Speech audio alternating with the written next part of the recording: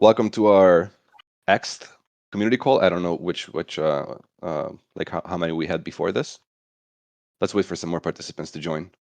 And until then, I can bash on Ismail a little bit, who once again forgot to bring us some elevator music, which is highly unacceptable at this point. Ismail, do you have anything in your defense to bring up? Yeah, there's only one thing I have to say in this regard, which is I promise to bring you elevator music next time. And this is the time, and still no elevator music. It's highly unacceptable. Oh, Alexis is here. Hi, Alexis. Hello, everyone. Yeah, let's stick around for a little while. Yeah, let's wait for people to join.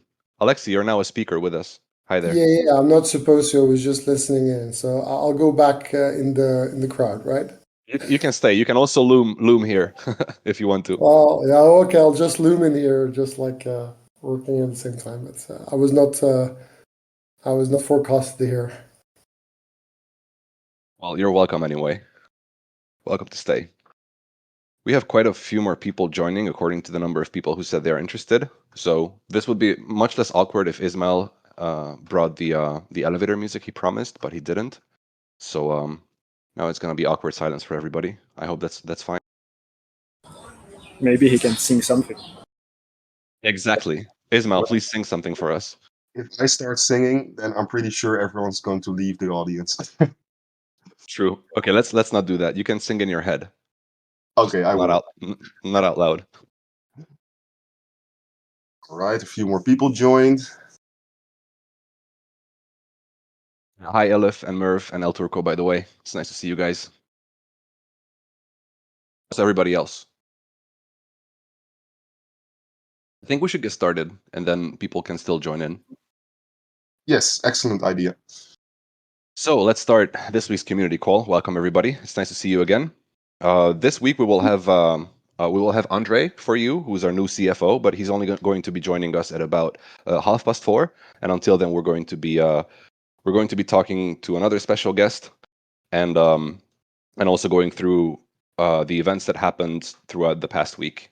So I have with me Ismail, who's my partner for these, partner in crime, partner for the community calls. Say hi, Ismail. Hello, everyone. So, as you all know, we have a sticker contest right now. We've decided to keep the vote running until Monday, and we'll also announce the winners, the champions, on Monday. So we've seen some amazing entries, a few gifts, a few stickers. Some were animated, some were not. I really like most of them, all of them actually, and some are pretty funny. So I really would love to see a few more votes in the coming days. Yeah, so in short, we're going to be leaving open the contest, the voting for the contest. The submissions are closed now, but you can still vote on the sticker contest page.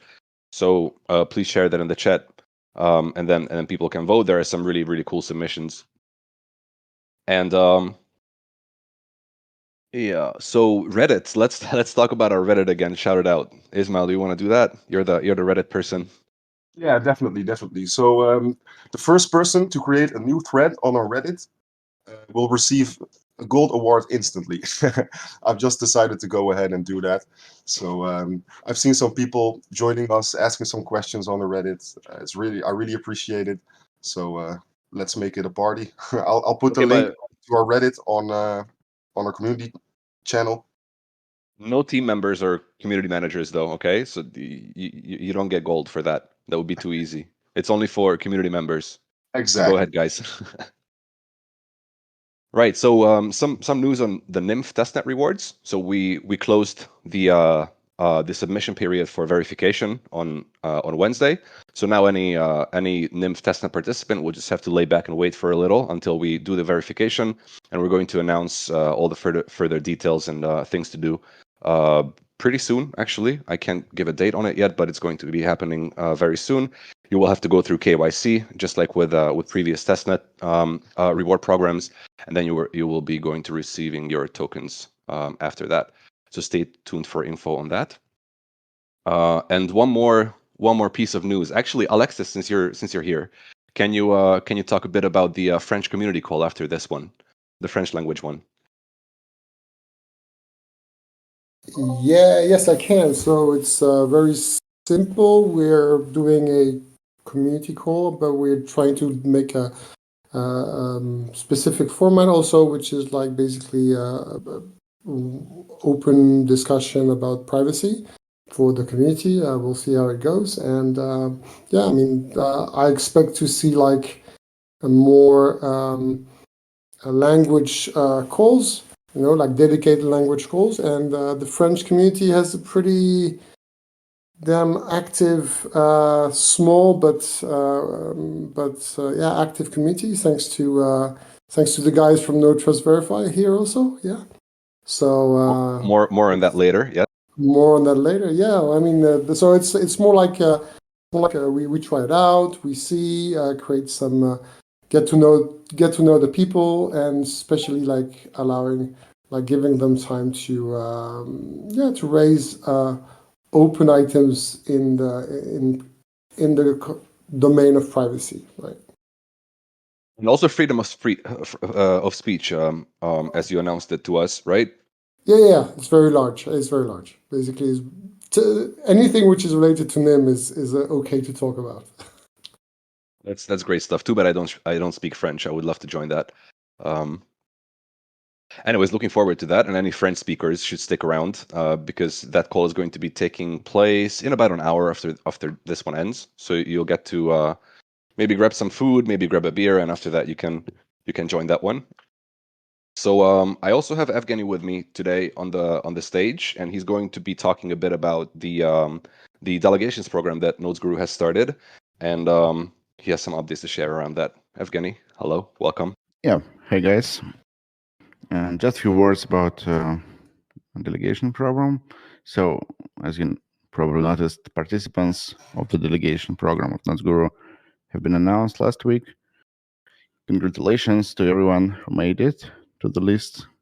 So requirements were stringent, competition was fierce, but yeah, we had to select a limited number of people. So initial plan was to have just 15 participants, and we had so many submissions, so we decided to double it up and make it to the almost 30 participants. Yeah, and the first period will last for 1 month till the beginning of August. It will be like bootstrapping period, will help us just see if people respond to these delegations and stay in touch and attract delegators and make corrections if required. And then consequent periods, consequent phases are planned to be 3 months old for convenience. And yeah, details will be like announced on both Nym and Nodes.Guru channels approximately 1 week before the start of the next period. We are also tracking metrics, both delegations metrics and technical metrics. So this serves two goals. One is for delegators to be sure their stakes are secure, they're not cut when they delegate to these nodes, and both for participants to stay fit and don't relax. I think that's it. We can continue talking about it in questions section in the end. Yeah, well, make sure to post any questions if you have any to Evgeny. And once again, thanks for doing this for the community. It is great stuff, and it's very nice to see that the right sort of behavior and performance is being incentivized in the network like this. So thanks to you, Evgeny, and also Nodes.Guru for doing this again. Yeah, so my let's pleasure. move on to our next guest, who probably needs no introduction. Maybe the segment that he's a guest for needs a bit of introduction for some people who haven't been around yet. So each week we're bringing on a mixed node operator to chat with, and that is because, well, Nym is just an idea. It's on paper it looks nice and everything, but without people actually running mixed nodes, we wouldn't have an infrastructure. We would just have an idea. So our actual infrastructure is running on mixed nodes operated by some incredibly cool people all around the globe. So to celebrate that, we're trying to spotlight those cool people behind those cool nodes that comprise basically the Nym infrastructure. So today I have someone with me who, if you haven't run into in our chats, then you probably haven't been paying any attention, or maybe you've been living under a rock, because him and his team have been around for a long time and have participated very actively and have done a lot for this community. So let me introduce you, Sven, from NoTrust Verify. Welcome, sir. How's it going? Hi, fine. Thanks for Good the to have you. invitation. No, it's my pleasure to have you on. It's funny because we've been speaking for multiple months at this point, quite a bit, and it's really funny to hear your voice for the first time. It's great to have you here. So Ismail, can you please make sure to share the links that I included in the show notes to NoTrust Verify things. Definitely. So let's talk about the name a little bit first. Where does it come from? NoTrust Verify. What does it mean? Yes, it means we wanted to buy the domain name NoTrust Verify for the Bitcoin ID, but it was already taken, so we took the NoTrust Verify. It's mean don't trust verify, so we take the ID from the Bitcoin, and we have to verify everything instead of trusting. It's a good one. It's a really good name. I like it a lot. So can you talk a bit about your background? What do you do, and how did you stumble upon Nym? Yes, I'm living in Switzerland, and I'm engineer in security and network. And with Oeka, my partner in the crime, he is working in another field, but he's more efficient in the networking and inviting delegators in our nodes. And Nym, I've discovered Nym in an article in a Swiss journal, and I've always loved the idea of security, privacy, and free speech. And Nym is, I think, cover all of this. Not only cover, but also cover in a very novel and effective way, right? It's good to have you here. But when was that? When did you find out about Nym? So since when have you been part of this community? I think it's 1 year or 1.5 years ago. So I've joined at the end of the first mainnet testnet, and I participated to the 2 testnet after that. In our time frame, that counts as a lot of time because we're a pretty young project. So you have the OG badge here on Discord, the OG role, and I think that's well deserved. Yes, thanks for that. Especially given your contributions to the community. So let's talk a little bit about your mixed node, which recently hit the saturation point on your own and mostly from delegations. So congrats for that. That's a huge achievement. Yes, thanks. But I think it's more the delegators to thanks, and they support the network too.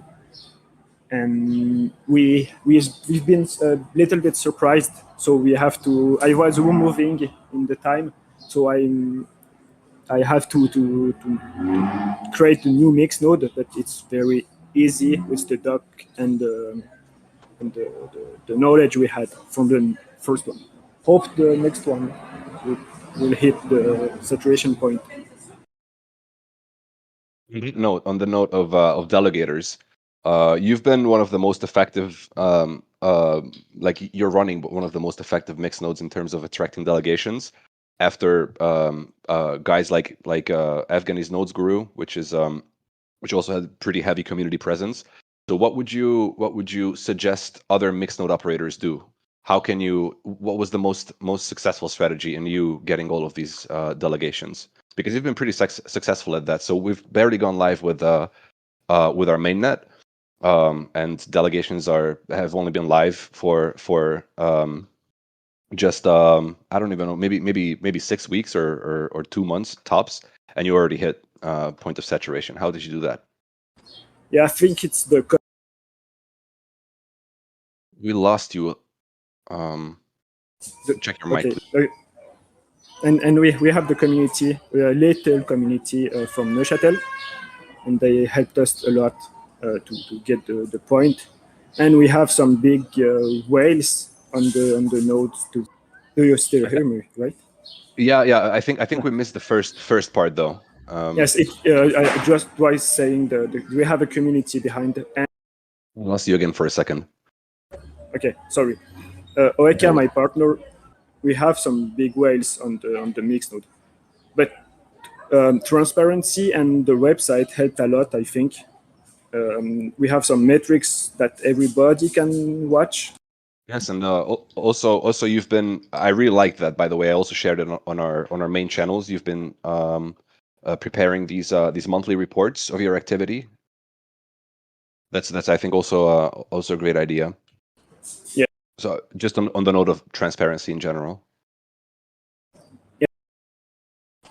Transparency is a way to have some people to come on the mix node, to delegate on the mix node.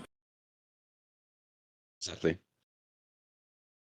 All right, so let's talk a bit about something different, and that's actually a topic that you brought up when we were preparing for this call. So, what sort of use cases would you imagine the mixnet to be the best for, or what would you see? What would you be the most happy about? Yes, I think the integration in the Telegram or Signal application, even Matrix. Right now, we can use Telegram through the Nym SOX 5. It's working, but it takes a lot of time sometimes to send message. And something what we can imagine in the future is the like Tor hidden service to getting run the website on Nym.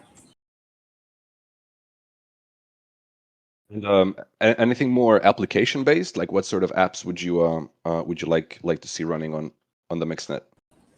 Yeah, maybe a VPN. I think it could be nice to have a really good VPN apps that runs on the Nym. But right now I don't have any.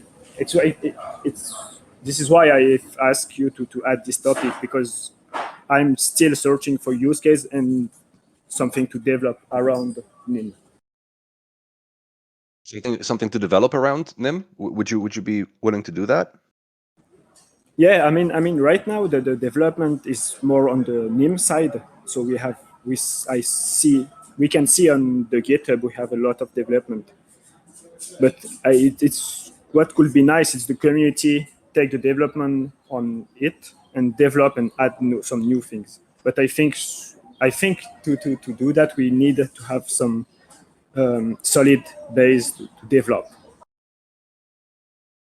Exactly, and also there were two stages basically to bootstrapping this project, and one was to some degree still is, but mostly was developing our infrastructure, which is mostly done at this point, and then from here we were entering the chapter of incubating an ecosystem on that infrastructure. So basically, that's what we're transitioning into right now. You probably heard about. I'm not sure whether all the participants know, but we're going to have a grants program pretty soon, and there's also an innovation fund connected to that. So there's going to be quite a bit of push on our side to incubate a thriving ecosystem of privacy enhanced apps on the new infrastructure. But first, we had to actually build the infrastructure itself, of course. But after this, we're going to be looking to bring use cases on it. That's the main goal. Some projects are very innovative and still and are already can be used. I think the routers who embedded Nym network, not Nym but Nym Mix node, is very well developed right now. No. I think you're referring to Nimbox, right? Yes. Yeah, I actually haven't heard of that project in a bit. It was Hans Brix who started doing that. Now that you remind me, I'm going to ask him what the status of that is, because that was a really interesting project. And Hans Brick contacted me. We talked sometime, and he told me that the image and the software is ready to be tested. And someone from Nym tested it too, I think. I actually didn't know that, but I will talk to him and ask around what's been going on. Thanks for reminding me. All right, It's also Sven. important to add that when we talk about building on top of Nym, don't be just limited by frames of the mixnet. Think about Coconut credentials, the main piece, which makes this happen. So, yeah, don't be just limited by something network related, but also think about how can you implement Coconut credentials in some other applications to build new ideas. Yeah, you're right. I hope Nym will be the first ready and working initiative with Coconut. But because right now we just have some POC, but not very strong community and development around it. And we're going to have quite a few announcements that is aiming to of projects and things that we're doing that is aiming to change that. Once again, our push nowadays will be much more focused on the ecosystem part of the equation rather than the infrastructure, which we have nailed down for the most part. Evgeny, you were saying something. Sorry, I interrupted you. No, I didn't say nothing. So yeah, I hope this will grow the developer base with time, and not just the users, but builders, which is also important to develop and to test things and to have feedback. Feedback is very important at this stage as well. And on that note, we really like to see community feedback on all sorts of things that we're doing. So that includes bug reports. Please keep them coming. It's more I see more. So so it's really nice for us to have your feedback and be able to quickly act upon anything that may be going wrong with our software and tools. So yeah, please keep them coming. All right, Sven, I think that was it that we planned for today, and I already see our other guest here and lurking in the audience. So I'm going to say goodbye. It was really nice talking to you, and let's continue in chats. Yes, thanks you. Thanks for the invitation, and keep at the good work with Nym, and thanks to Nodes.Guru too. Have a good day. We'll Thanks for try our joining. best. And it was an absolute pleasure to have you. Thank you, man. Thanks, All right, Sven. so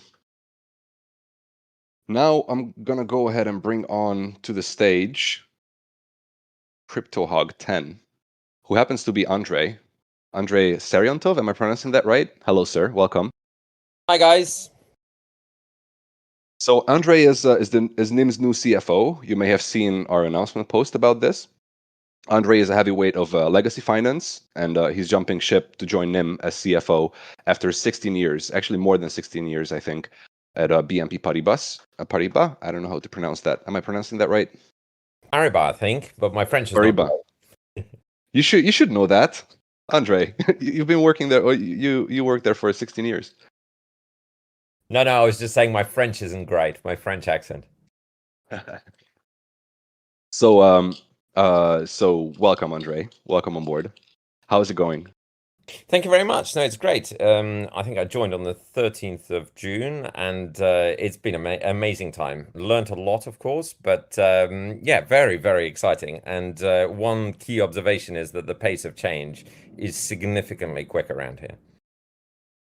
Yes, and when he says he learned a lot, guys, he means it. So I saw this person join our internal communications and basically just have something to say about everything within a few days, which was absolutely astonishing to see. So yeah, when he says he learned a lot, he means that. I can attest to that. Thank you for that. No, but it was really astonishing to see. It was a sight to behold. So let me quote your there was an announcement post or announcement article of you joining Nym, and in that there was a quote from you which I really liked. So I'm going to repeat that for the audience. As the bear market rages on, all eyes are on crypto to prove its worth. Skeptics assume people join crypto to make a quick buck and scam the typical user, but those working through the bear market have something more to prove. I really like this quote. So yeah, something more to prove indeed. And yeah. No, absolutely. I mean, look, I'm not actually a newcomer to anonymity at all, right? I did my PhD at the University of Cambridge back in 2001 to 2004, and have worked with George Denizes, with Claudia Diaz, and various other people in the anonymity space, like Roger Dingledine and Paul Syverson and all those kinds of guys, right? So anonymity and privacy has been kind of part of my DNA for at least 20 years. And then what's interesting is that then I moved on to finance, and having spent a couple of years first at State Street Global Advisors and then 15 years or 16 years at BNP Paribas, actually both skills turn out to be incredibly useful to Nym. So when Harry, when we started discussing at the launch party, actually at the post capital raise party, when they started discussing about the fact that they need a CFO potentially, I was very, very excited to try and explore this opportunity.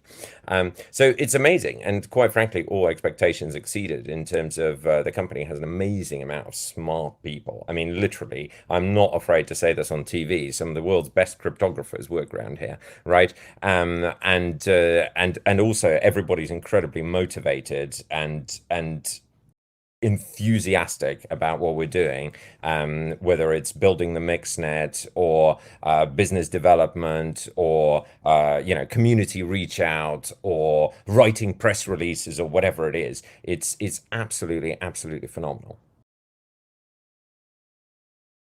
I can attest to that. It's pretty intoxicating, actually, working with so many smart and motivated people. It's a very unique environment in that sense. I think that leads us into a community question pretty well from Dude. I hope I'm pronouncing that right. It's a weird spelling of Dude.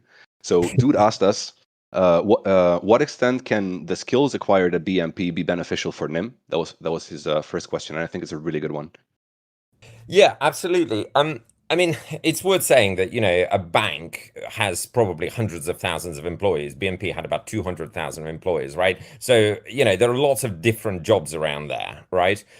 What I used to do is, and actually I meandered through my career at BNP, but I did quite a lot of quantitative analysis, right? And quite a lot of building models, right? Now, they were financial models, they were models for pricing derivatives, etc., etc. But modeling skills are actually incredibly important.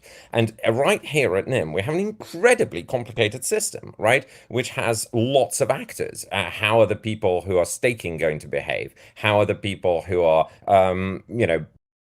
like yourselves operating the mixed nodes are going to behave? And looking at all of that and having some basic modeling skills is incredibly useful. So that's one, right? I used to be a market maker, so I used to manage quite a lot of risk, and guess what, there are market makers who are working for Nym, so that's a useful skill and a useful background to have, right?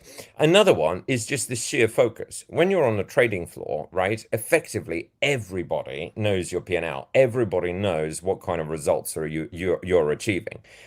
And so being very results driven is actually quite a big, important part of being in the business. And, sometimes you have to pivot. Sometimes you have to stop what you're doing. Sometimes you have to start something different. Sometimes you just have to keep on going, despite the fact that things are not going well for you. So it's those kinds of things as focus and resilience are also incredibly important. Now, in terms of not just skill set, but actual genuine experience. So one of my mandates used to be responsible for technology and strategic investment and strategy, for electronic strategy in particular, for primary and credit markets at BNP.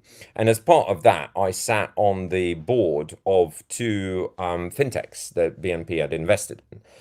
And there you could see those companies starting right from the very beginning. I mean, one of them, I was on the board, and the board has hired the CEO, right?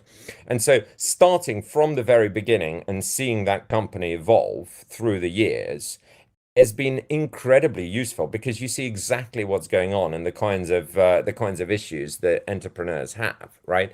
Now, I'm very privileged to say that Nym has gone through all of that in a very, very good way indeed. And you know, with 30 plus people now, it's quite a large place, really. Feels like a, you know, a very decent sized company. Feels like a mature company almost. But having seen the startups go through that process is incredibly useful for joining Nym, and you know, seeing what they do are things to avoid, or some of the things that they do are definitely things that Nym could also look at. So so lots and lots of experience and lots of useful skills as well that I've acquired there. So then, in summary, you also have so other than your skill set, which is pretty specific and pretty pretty useful for us, you also have a lot of experience with startups and the process of becoming big very fast.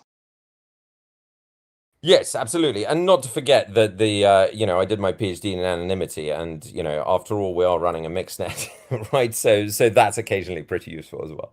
Although obviously things have moved on 20 years later, but still. Yeah. So for those that don't know, the name that Andrei mentioned, Claudia Diaz, she's our chief scientist actually. So the circle sort of closes with that. When was that exactly? When was your PhD?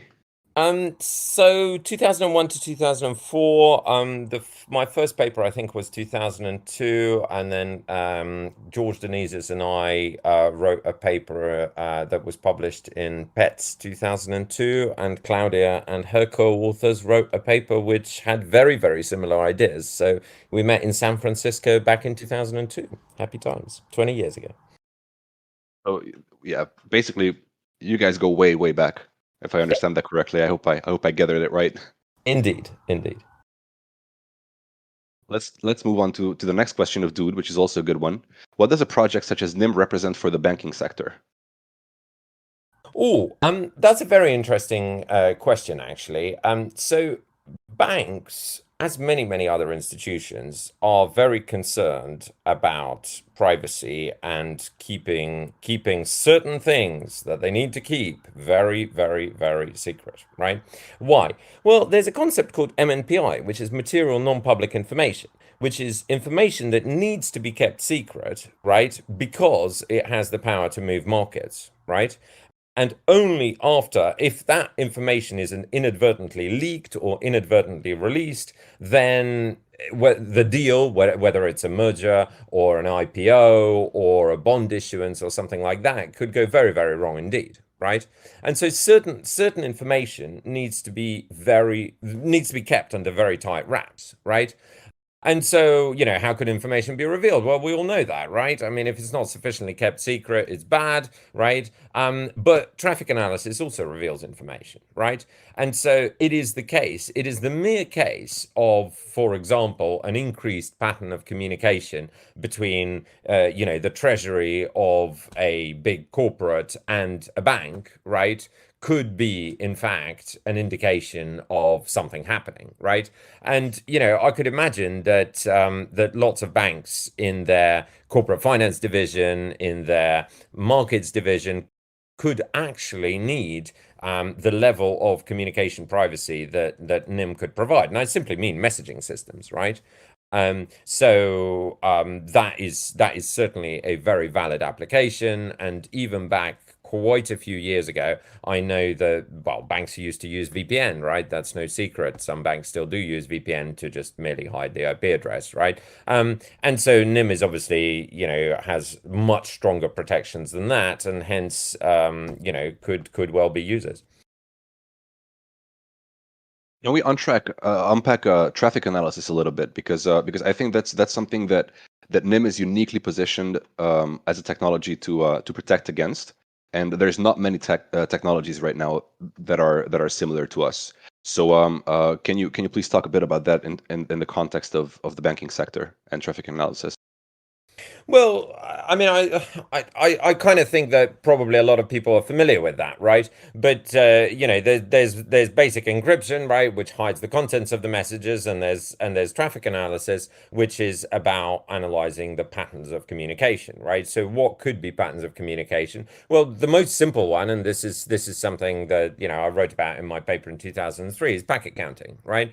If on average there's like a little bit of banter, right, in email traffic between a bank and its client, right, and suddenly that traffic raises by, you know, a factor of 10 or even more than that, right, well, there's clearly something going on, right? So it could literally be something as simple as that, right?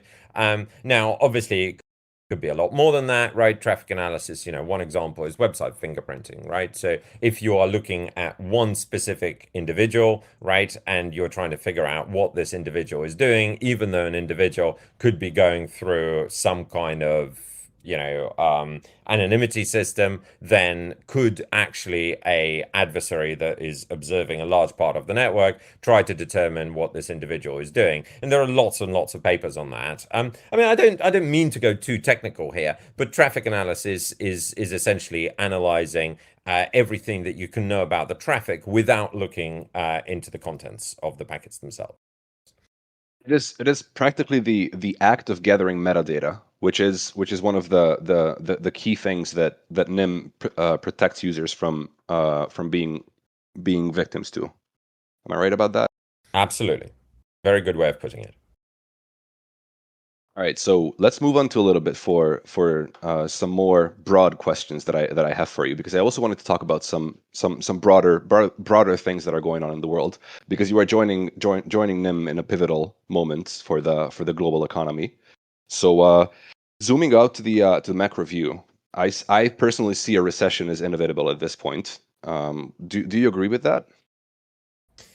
Yeah, I mean, look, so it's not really about whether I agree or not, but I think, you know, it's pretty, you know, it's pretty clear that the economy moves in cycles, right? And we are now at the cycle where we've had the sort of the boom years, right? And we're certainly seeing the slowdown. And the interesting thing about this cycle is that the slowdown is happening pretty rapidly, right? And more rapidly than usual, I think most economists will say, right? And part of the reason is, you know, obviously the war in the Ukraine, and hence, you know, commodity prices being driven higher, food prices as well, and against the general backdrop of the economy slowing down, I think that is quite impactful again, and hence, you know, recession is coming perhaps sooner than people might have anticipated.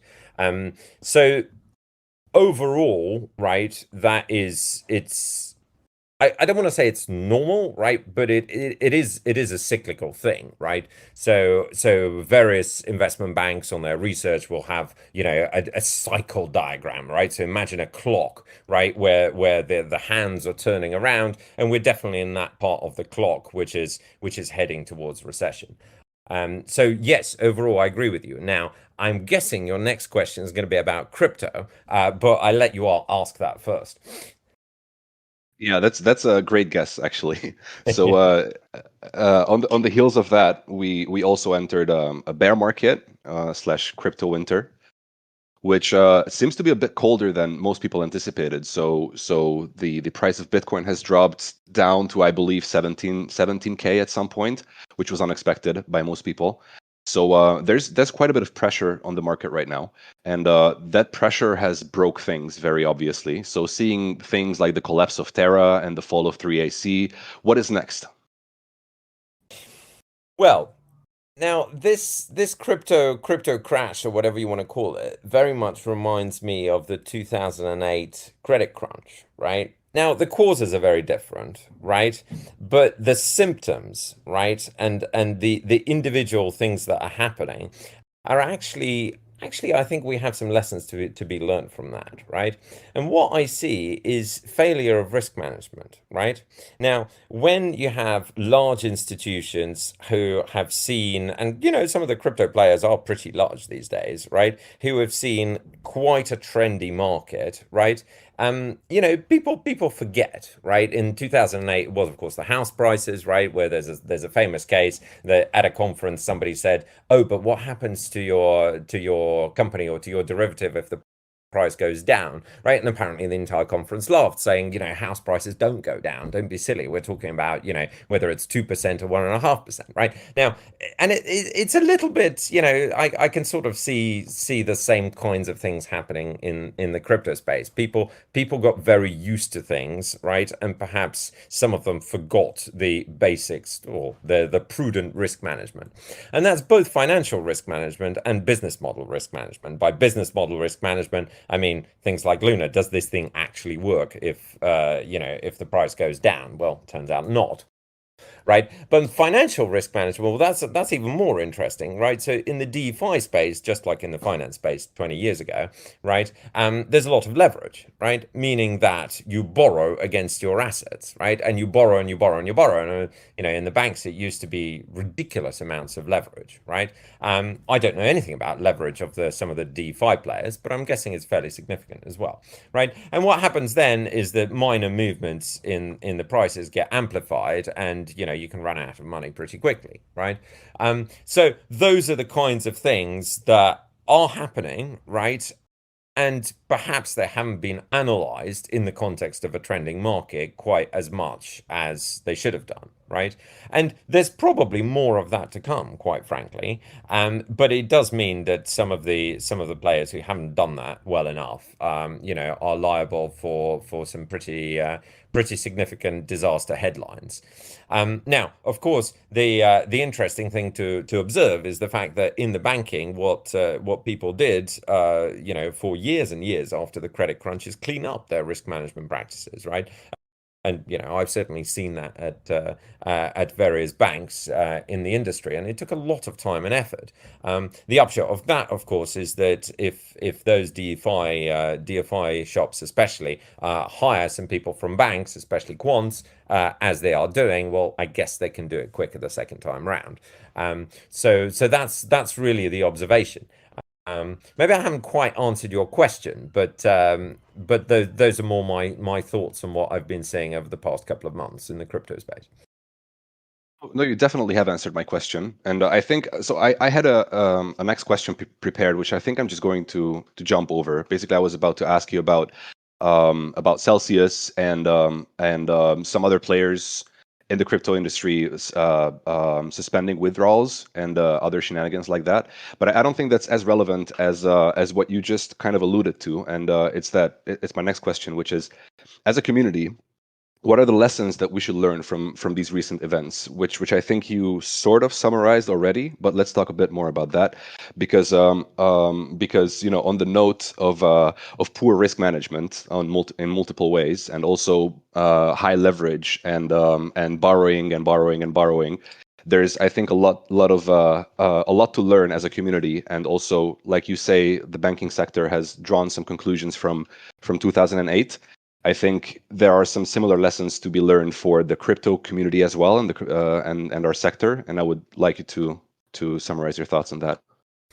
Yeah, absolutely. I mean, look, there are plenty of really interesting books, right, about the failures of risk management, you know, both back then and actually, you know, even, I mean, any risk management story is going to have a deep report, right? Because in finance, once you've messed up, right, there's going to be a deep dive into it, and there's going to be a report including some gory details, and those things actually provide a fascinating read. An ex-colleague of mine who I had a coffee with, she mentioned to me that Credit Suisse and the Archegos story also has a very voluminous report that has been written about it. And that is in itself is a very interesting story. There was the story of failure of Bear Stearns. I think there's a book about it that I read about 10 years ago. All of those things, right, are A, very entertaining reads, and B, actually are full of lessons learned about what not to do and how not to be complacent.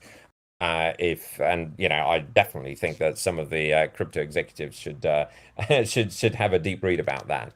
Another one is culture. right? Now, perhaps the epitome of culture is the Wolf of Wall Street, right? The film. But there's plenty of bad culture around in a trending market which is full of money, right? And that's another big lesson, right? Just as there was a significant amount of bad culture in the financial industry before 2008, right? I think the crypto industry also, to some extent, suffers from that. And that's just something for us to clean up. Now, I'm very pleased to say that I didn't see any of that at Nym so far, which is great. And actually, it's a very grown up place. But that's certainly one to watch, even for us. And in light of all that, what do you think the future holds for the crypto market? What's it going to look like after all of these lessons are learned and all of these conclusions are drawn? What would you say will happen in 10 years? I know I'm asking you to look into your crystal ball, which is kind of a not so nice thing to do. But still, I would like to hear your thoughts on that. And maybe I can keep you to them.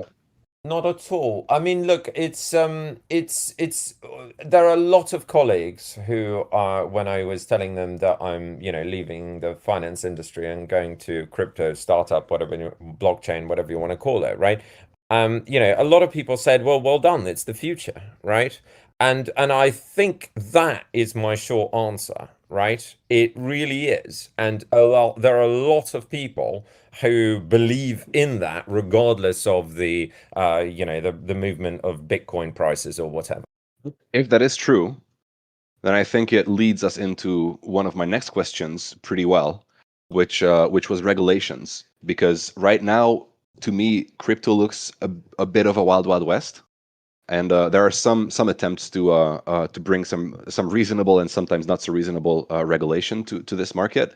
But either way, I see it basically inevitable for that to happen, and also a really useful thing if we want this technology and the corresponding markets to mature.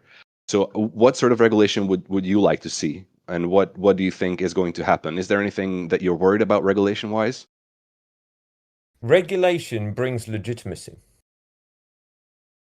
So as soon as there is regulation, it's a very, very powerful message, right? To say that, that is now part of the mainstream, right? So in fact, right, I would contend that regulation, which is, basic regulation, right, would be actually a really, really good thing for this industry, right? Now, obviously, there can be mistakes made, right? And in the finance industry spends a lot of time talking to the regulators and trying to make sure, as best as possible, that that everything kind of, broadly speaking, makes sense, right? And giving feedback. There's a huge amount of dialogue. I participated in some of that. So that is an important process that I think the crypto industry is just at the very start of, right? But the first step is incredibly, incredibly important. Having said that, a lot of people, and Nym included, right, are already very forward-thinking about what the regulations could be. And we are thinking about how we're going to be viewed in this regulation once it comes along, right? What's particularly, of course, I mean, we all know that things like on exchanges, for example, behavior on exchanges is a very significant piece of regulation in the finance industry. And so what you'll find is that a lot of places in the crypto industry, right, already adhere to the same kinds of regulations, whether it's spoofing or layering or any kind of market manipulation or that kind of thing, right? They're already adhering to those to those standards, partly because some of them have come from the finance community, but partly because they know that it's coming. So it's very reassuring, actually, that the grown-up actors in the crypto industry are already doing that. And again, that underlines the fact that there's a lot of future in this industry. Well, amen. I definitely agree with that, and I also agree with the importance of regulations. And I'm just having all my fingers crossed on my entire body, so that so that they are going to be reasonable and also going to be constructed by people who actually understand the market and its potential. Maybe one more thing that sort of ties into this that you could talk about if you want to is CBDCs. So there's this maybe a bit of a competition between crypto and CBDCs, which is basically the centralized form of cryptocurrencies, very roughly summarized. Where do you see the interests of governments being hurt by crypto when they are trying to introduce their CBDCs? Do you see that as a problem long term for the crypto industry? Now, that is a difficult question, I must say, and it's a very good question as well. But I think having been so far very complimentary of the crypto industry, right? Here, I think there is room for improvement, right? Now, maybe I haven't seen it yet. I'm entirely happy to admit that, right? But the amount of dialogue, right, between some of the key actors in the crypto space and governments is, leaves something to be desired, right? Now, obviously, it's somewhat due to the nature of the business, right? I mean, there is no CEO of Ethereum, right? So who should it be, right? And also, between our community and the government, I mean, we speak different languages, quite frankly, right? And even I remember, speaking to some of the guys in various governments, having been in finance. I mean, we spoke different languages essentially, right? Whereas, I mean, the crypto industry is just another planet in itself, right? But in terms of reaching out, and it's not even so much educating, but really, creating a constructive dialogue and shaping the space. I think there's a bit to be desired. Now, interestingly enough, right, I've been reading about how, for example, the UK tax authority treats crypto, right? And they actually have a very mature report with lots of understanding about what's going on in the crypto industry and what are the cases, etc., right? So it's really not the case that those guys are not willing to dig deep and understand the space, right? But I wonder if there is more that's necessary from the crypto community to really shape the future of something as important as CBDCs, together with governments and central banks and Financial Conduct Authority in the UK or whatever it would be in various countries. So that would be my observation. Now, to what extent, back to your question, right, which is to what extent will CBDCs hurt the crypto industry? Well, okay, so my answer to that would be that the crypto industry is moving at lightning pace, right? And so whatever it is, right, it's going to find its niche, and it's going to find its niche very quickly. Right? CBDCs have been talked about for 5, if not 10 years, right? They, I think, will happen, right? Maybe not all, but some will happen, right? But I think the crypto industry will find its niche. I'm not worried about that in the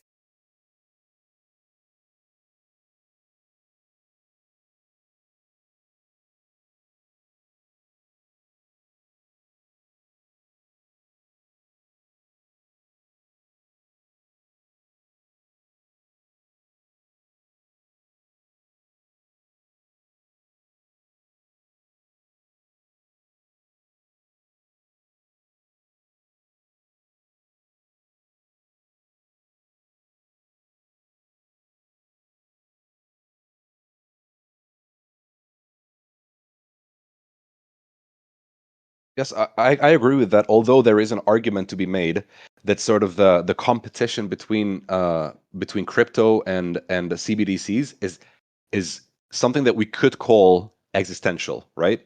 Because they are. I understand your point about niches, and that's really true. I agree with that. It's a market that is moving at lightning speeds, as like you said, and niches are going to be found when they exist, right?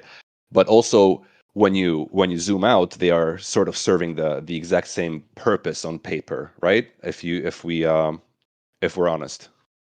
So that's what people who worry about this topic bring up, that there is this existential battle between these two sort of forces, one centralized, one decentralized. Like you also alluded to, I completely disagree with the good versus evil narrative that we always somehow find in everything as humans. I don't see it as clear cut as that. Nothing is ever black and white. Everything is always a million different shades of gray. But there is an argument to be made that that there are these two opposing forces, and one of them is basically backed by the entire power structure of the world, which is governments, while the other is just a sort of grassroots effort that is growing into something organically. So maybe that's the thing that people worry about when they worry about CBDCs in the context of the crypto market. Yeah, I'm gonna stick my neck out and perhaps say that I wouldn't trust a centralized thing to develop somehow a better technology and a better a better environment than a huge amount of very talented people distributed around the world. So I would not generally be worried about competition in this space. Although I agree with you existentially, it looks like it's there. All right, Andrei. Very good chat. Thank you very much. We do have one last question from the community, and please, guys, if you have any questions for Andrei or myself or anybody on the call, then now is the time to share it in the community call text channel. So we have a question from one of our moderators, Farnoosh. Hi, Farnoosh, by the way. And it is about your PhD thesis, which is really comprehensive info, and the data he really likes in it. So he was wondering, what is the most important achievement regarding anonymity systems during the last years, in your opinion? Oh, thank you, Farnoosh. I'm not really qualified to answer that at all, right? I've effectively been out of that field for not quite 20 years, but I guess something like 15 years, right? So what I would respectfully suggest is that we have Claudia or I think we could have Claudia on this call, and she could definitely take a crack at this question far better than I would, because I'm afraid that she's listening, and anything I say will be wrong on some level. So I'm afraid you're going to have to wait a bit, or simply write to Claudia, and she will let you know. Sorry. You will be judged quietly for being absent for all these years. We missed you, but now you're back with Nym. So the circle closes, right? Indeed. All right. So actually, I did have Claudia on one of these calls, my first community call, during which I was incredibly nervous. But I did have a chat with Claudia as well, and I intend to bring her back because she's a really awesome person and awesome academic. All right, Andrei. Yes. I think if we have no further questions from the community, which I can't see any of, I will wait. Let's wait maybe for a minute, and then I will let you go. And thanks for this chat. It's been absolutely amazing. And after this, I will definitely bring you back, and you can take that as a threat.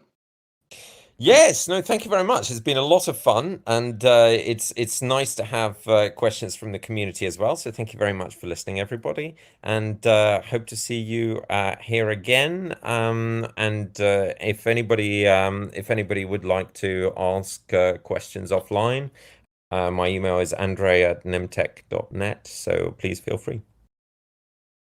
And prefer Discord? Oh, so go ahead. I'm getting sorry. Yeah, not a question, but yeah. First of all, hello, Andrei, and really glad to you joining Nym, and looking forward to you joining Nym YouTube channel with a short intro and insights on the things going behind the scenes. Thank you, Evgeny. Evgeny, do you know something I don't? Maybe is there a YouTube video brooming somewhere? No, there is no video, but yeah, I hope to see Andrei joining the scene at some point, along with Harry, Claudia, Dave, and all the other guys from the team. on our YouTube channel of Nym Tech. Yeah. Okay. Let's do that then, Andrei. Would you be do that. down for an intro video? Cool. Well, thank you very much. Enjoyed being here, and see you here again sometime. Yeah. See you again, guys. Just some housekeeping items. The call, as always, was recorded, so the recording will be shared very soon after the call, Monday the latest. And any suggestions for topics, guests, or anything else are always welcome. And any feedback on the call, if you would like to see us improve in some way, then I'm open to any sort of feedback. You can DM me, or you can just reach out to me on any of our channels. I hang out a lot over here on the Nym community channels. And many thanks for everybody for tuning in, and have a lovely weekend. And see you the same time next Friday. Bye, And everybody. last but not least, we just announced the winners of AMA of Nym in Nodes.Guru, which happened quite a while ago. But yeah, winners are selected. Please check out Nodes.Guru channels for checking in. And yeah, I'll reach you out in DM for prizes. Thank you. Better late than never, as we always say. And we're also going to be sharing the same post on our channels, so stay tuned for that. And once again, have a lovely weekend, everybody, and see you next week. Bye. Bye. Bye. Ciao. Bye bye.